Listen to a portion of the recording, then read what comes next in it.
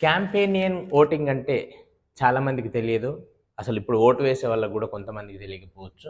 మరి campaigning voting అంటే ఏంటంటే, ఓటు వేయలేని స్థితిలో ఉన్నవారు ఎవరైతే ఉంటారో, వారి స్థానంలో వేరొకరు ఓటు వేయటాన్ని క్యాంపెయినింగ్ ఓటింగ్ అంటారు. మరి ఓటు వేయలేని వాళ్ళు ఎవరెవరంటే, లైక్ అంధులు అంటే బ్లైండ్ గుడ్డివాళ్ళు కావచ్చు.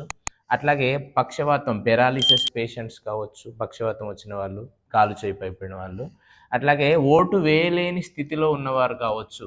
ఓకే. వీళ్ళ ప్లేస్‌లో ఎవరినో ఒకరి చేత ఓటు వేయించడాన్ని క్యాంపెయినియన్ ఓటింగ్ అంటాం.